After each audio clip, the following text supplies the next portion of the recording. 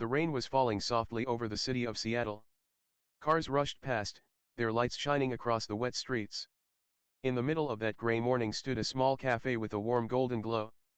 Above the door, a simple wooden sign read Heart and Home Cafe. Inside, the air smelled like fresh bread and coffee. Behind the counter stood Emily Carter, a woman in her mid-40s with gentle brown eyes and a smile that could calm even the saddest soul.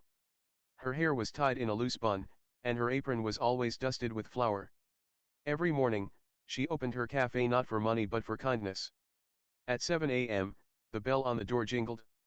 A man walked in, his clothes wet, his hands shaking. He looked tired, hungry, and lost. Emily saw him and smiled softly. "Good morning," she said. "Would you like some soup?" The man hesitated.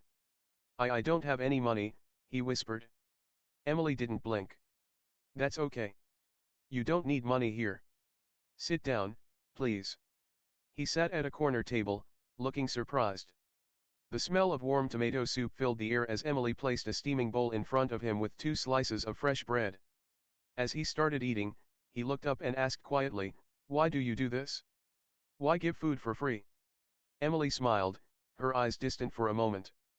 "Because once," she said softly, "someone did it for me." The man didn't know what to say. He just kept eating, tears mixing with rain on his cheeks. Emily turned back to the counter, cleaning dishes, pretending not to notice. She had seen the scene many times before, strangers too proud to ask for help, but too broken to survive without it. Outside, the rain kept falling. Inside, her little cafe was full of warmth and quiet hope. Every table had someone different: a construction worker on a break, a young woman holding a baby, a homeless man asleep in the corner. Emily never turned anyone away. Some customers tried to pay later. Some never came back. But she never complained. For her, kindness was not a business, it was a promise she had made long ago. Every afternoon, she wrote down what little money came in. Sometimes it wasn't even enough to pay the bills. But she kept going. She told herself, there are enough people out there with full plates. Let me feed the ones who have none. One evening, after everyone had left, Emily sat alone near the window. The rain outside had stopped, leaving the street shining under the streetlights. She looked at the photo on the wall, a small framed picture of her younger self sitting on a hospital bench, holding a little boy wrapped in a blanket. Her smile faded. That photo reminded her of a time she didn't like to talk about. The night that changed her life. She took a deep breath, closed her eyes, and remembered. Years ago, she had been the one sitting outside in the cold, holding her son and praying for help that never came. Until one kind stranger stopped and gave her something warm to eat. That's when Emily promised herself, if I ever have enough, I'll feed others like she fed me. Now, that promise was her entire life. The next morning, as the sun rose, Emily opened the cafe again. The line outside was longer than usual. Word had spread there was a place in town where no one went hungry. She served pancakes to a group of kids who lived on the street. She made coffee for a tired nurse just off her night shift. She handed a sandwich to an old man who smiled with no teeth but eyes full of thanks. Each time she served, she felt something light grow inside her. It wasn't about money. It was about connection, about reminding people that kindness still existed. But not everyone understood. Some people in the neighborhood said she was foolish. Emily, her neighbor, Mrs. Brooks, once said, "You're too soft. People will take advantage of you. You can't save everyone." Emily only smiled. "Maybe not," she replied, "but I can save someone today." That was enough for her. One cold night, just before closing, Emily heard a knock on the cafe door. She looked up and saw a teenage boy standing outside. He looked thin, his jacket torn. He was holding a backpack and staring at the floor. "We're closed," Emily said gently. "I'm sorry," the boy said quietly. I saw the lights. I haven't eaten in 2 days." Emily unlocked the door. "Come in," she said. "No one goes hungry here." The boy stepped inside slowly, almost afraid. Emily made him a sandwich and a cup of hot chocolate. He sat down, holding the cup with both hands like it was the only warmth left in his world. "Thank you," he whispered. Emily smiled again. "It's what we're here for." She didn't know that this small act, this simple sandwich, would one day return to her in a way she could never imagine.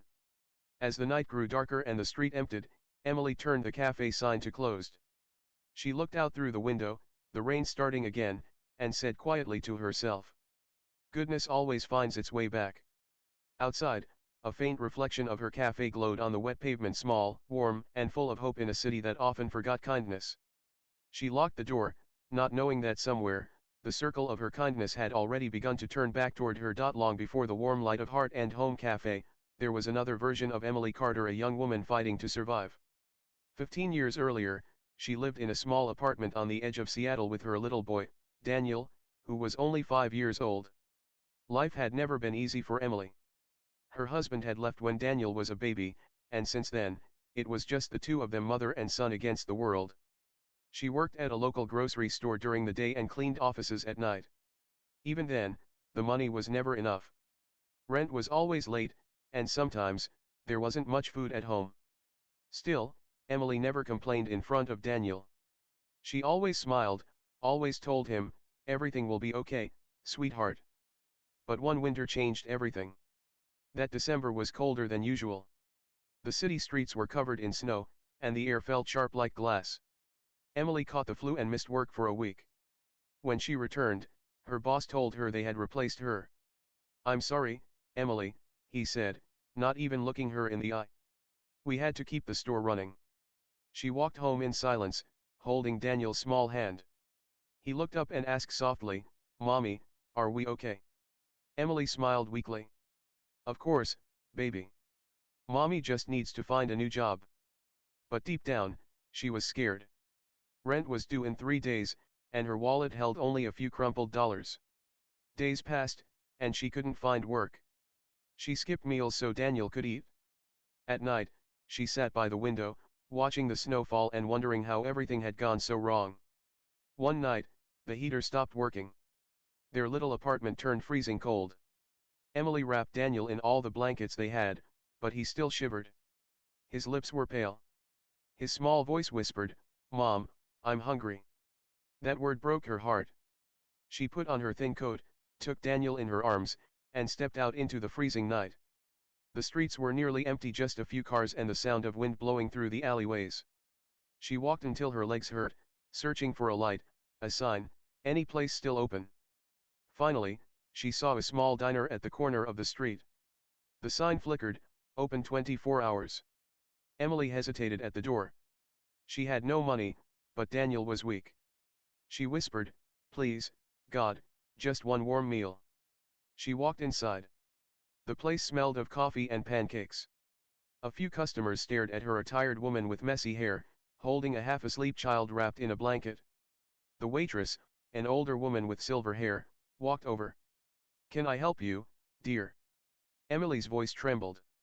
I I don't have money. But my son hasn't eaten. Please, I'll pay you back. I promise." For a moment, the woman just looked at her. Then, without a word, she turned around, went to the kitchen, and came back with 2 plates of warm food: scrambled eggs, toast, and a cup of milk for Daniel. She placed them on the table. "Eat," she said gently. "No one leaves here hungry." Emily stared at her, tears forming in her eyes. Thank you so much." The woman smiled. "It's okay, sweetheart. I've been where you are. When you're able, you can pass it forward." That simple sentence, "pass it forward," became a seed in Emily's heart that never stopped growing. They ate slowly, the warmth returning to their bodies. Daniel smiled for the first time in days. "Mom," he said, his mouth full of toast, "she's really nice." "Yes," Emily whispered. "She's an angel." After finishing, Emily tried to write down her address for the woman, to pay her later. But the woman just waved her hand. "Don't worry about it. Just remember, when life gives you enough, give back." Emily never saw her again. But that night, as they walked home under the falling snow, she held Daniel closer and whispered, "One day, I'll do the same for others. I promise." That promise became her purpose. Years passed.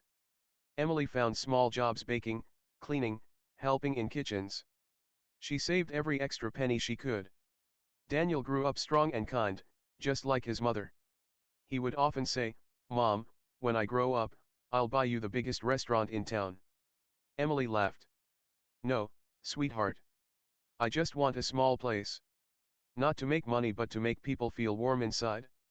After many years of saving and struggling, she finally opened that small cafe, Heart and Home. She chose the name because that's what the diner had given her that night, a home for her heart when the world felt cold. She hung a sign near the counter.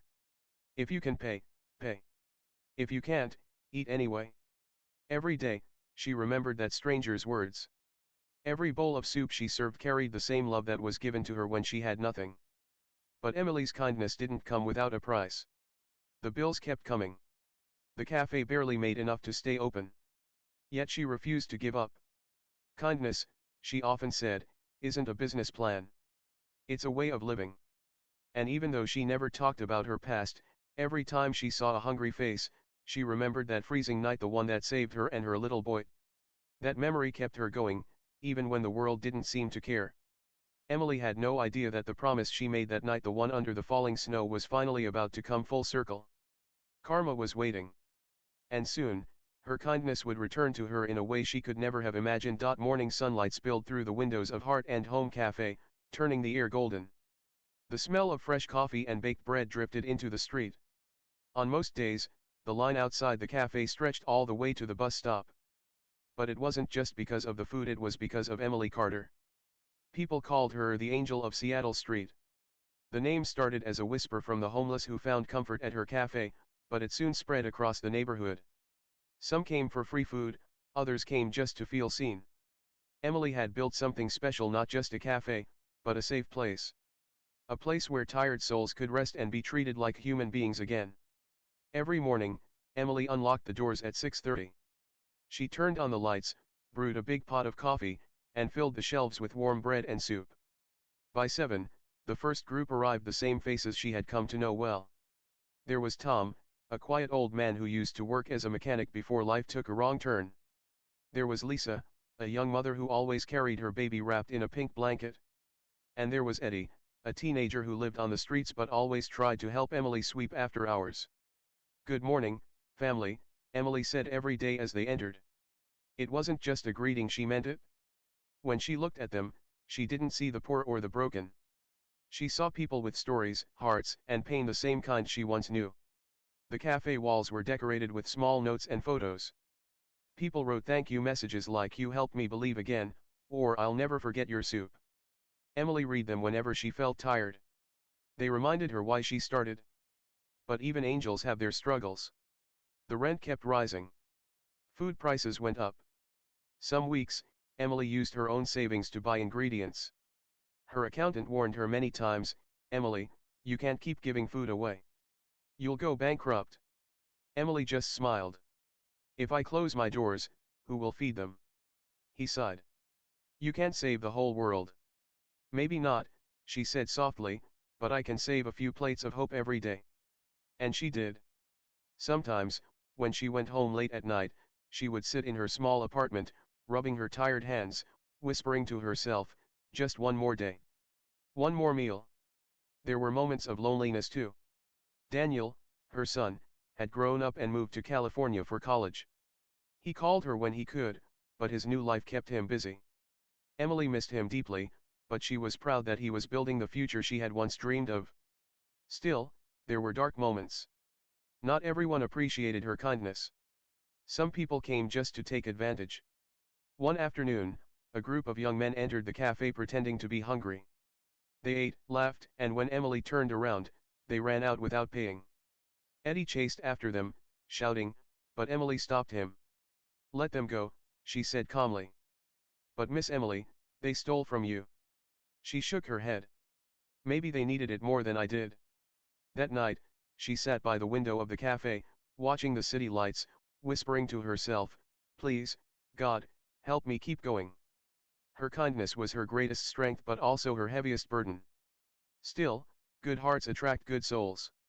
One day, a journalist passed by the cafe and noticed the long line of people waiting outside. Curious, she went in and ordered a coffee. She watched as Emily served an old veteran who had no money, and still smiled as if he were her best customer.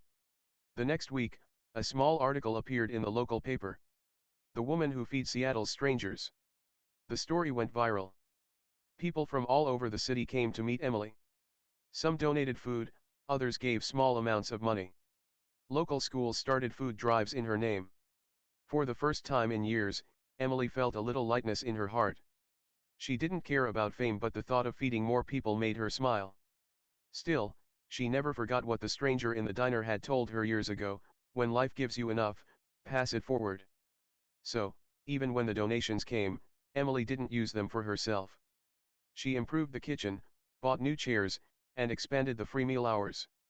Heart and Home became more than a cafe, it became a symbol of kindness in a city too busy to care. And yet, deep inside, she worried. Her savings were almost gone. The building owner had hinted about selling the property. Emily pretended not to hear him. Things will work out, she told herself. They always do. One night, she stood outside the cafe, looking at the glowing sign above the door. The wind blew softly, and the smell of coffee mixed with rain. She smiled faintly and whispered, "If tomorrow comes, I'll feed them again." But as she turned off the lights, a small noise came from the kitchen, a strange crackling sound. She frowned and went to check, but saw nothing. She didn't know it then, but that faint sound would soon become the start of something that would change everything. Because in life, kindness never disappears, it just waits for the right moment to return. And for Emily Carter, that moment was getting closer with every sunrise. It was a cold morning in Seattle. The sky was gray, and the streets were still wet from last night's rain. Inside Heart and Home Cafe, Emily Carter was humming softly as she prepared breakfast. The smell of fresh muffins filled the air. Everything felt normal, peaceful, even. But sometimes, life changes in a single moment. Emily turned on the stove to heat a big pot of soup. She stepped away to help a customer who had just walked in, an old man asking for coffee. Behind her, a faint crackling sound started in the kitchen. At first, she didn't notice. Then, the air began to smell strange, like burning oil. When she turned around, her heart froze. Flames were crawling up the side of the stove, licking the curtains above. For a split second, she couldn't move. Then instinct took over. "Everybody out," she shouted. "Now." The few customers inside ran toward the door. Smoke thickened fast. Emily grabbed a fire extinguisher, coughing as she tried to spray the flames, but it was too strong. The heat burned her face. Her eyes watered. "Help! Fire!" a voice screamed from outside. Within minutes, sirens echoed through the street. Firefighters rushed in, pulling Emily back as she tried to save her kitchen. "Ma'am, please step away," one of them said firmly. She stood on the sidewalk, shivering, as black smoke poured out of her beloved cafe. Neighbors gathered around. Some watched silently, others held their phones up to record. The sign Heart and Home glowed faintly through the smoke, then cracked and fell. Emily's heart sank. It felt like watching her entire life disappear. When the fire was finally out, only ashes remained. The walls were black, the ceiling collapsed. The fire chief approached her gently. "I'm sorry, ma'am. It looks like an electrical issue from the kitchen. Do you have insurance?" Emily stared blankly, unable to speak. She whispered, "No. I couldn't afford it." That night, she sat alone on the curb outside the burned cafe. The cold air stung her face, but she barely felt it. The firefighters had left, the crowd had gone home, and she was left with silence. Her hands were covered in soot. Her apron was torn. For the first time in years, Emily felt completely lost. "This can't be the end," she whispered. But the more she said it, the less she believed it. The next morning, she came back. The cafe was a mess: broken glass, burnt chairs, melted lights. The smell of smoke hung heavy in the air. She walked slowly through the wreckage, touching the ruined tables. Each one held a memory of someone she had fed, someone she had helped. She picked up a half-burned photo from the floor, a picture of her and Daniel when the cafe first opened. Her tears fell quietly onto the ashes. "I tried, sweetheart," she whispered. "I really tried." Throughout the day, a few of her regular customers came by. Tom, the old mechanic, brought a small box of tools. "Maybe I can fix something," he said, though they both knew there was nothing left to fix. Lisa, the young mother, hugged her tightly. You gave me food when I had nothing, she said, crying. I wish I could help. Emily smiled weakly. Your kindness is help enough. But deep down, she felt empty. For years, she had given everything she had to others. Now she had nothing, no money, no business, not even hope. That night, she sat on the same sidewalk where she had once handed soup to strangers. This time, she was the one who looked lost. The rain began to fall again, soft but cold. She pulled her coat tighter, whispering, maybe it's time to stop. Maybe my story ends here. Just then, headlights appeared. A black car slowly pulled up beside the ruins of the cafe. The door opened, and a tall man in a dark suit stepped out. His hair was neatly combed, his shoes polished. He looked out of place among the ashes and debris. He stood there silently, staring at the burned cafe sign. Then his eyes turned to Emily. Are you Emily Carter? He asked softly. His voice was calm but carried emotion. Emily looked up, confused. Yes. I'm sorry, have we met?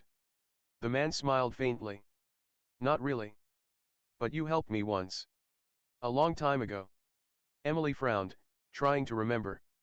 She had fed so many people over the years, so many faces. I don't think I remember, she began, but he interrupted gently. You gave me food when I had nothing. I was 17, sleeping behind your cafe. You made me a sandwich and told me not to give up. Emily's eyes widened. A faint memory came back, a scared teenage boy in a torn jacket, holding a cup of hot chocolate with both hands. It's you, she whispered. He nodded. It's me. He looked around at the ashes. You always told people that kindness finds its way back, remember? Emily smiled sadly. I used to believe that. But look around you. My kindness burned to the ground. The man took a step closer. No, Mrs. Carter. Your kindness didn't burn. It just came home. He reached into his coat pocket and handed her a small business card. It read. Ethan Miller, CEO, Miller Foods Corporation. I want to rebuild your cafe, he said. My company will handle everything: new kitchen, new furniture, new sign. You gave me hope when I had nothing. Now it's my turn. Emily stared at him, speechless. Tears filled her eyes, but this time they weren't from sadness, they were from shock, from gratitude, from the sudden warmth she hadn't felt in days. But, why would you do this for me? She asked in a trembling voice. Ethan smiled. Because you once told me when life gives you enough, pass it forward. The rain fell harder now, but neither of them moved. Emily looked up at the burned cafe, then at the man who had once been a hungry boy. She whispered, maybe goodness really does find its way back. Ethan nodded. It always does. The next morning, sunlight broke through the gray Seattle clouds for the first time in weeks. Emily Carter stood in front of the burned remains of Heart and Home Cafe, holding the business card that Ethan Miller had given her the night before. She still couldn't believe what had happened. The man she once fed as a scared, homeless teenager was now a successful CEO, and he wanted to rebuild her cafe.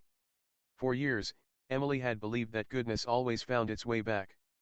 And now, standing among the ashes, she could finally see that she had been right all along.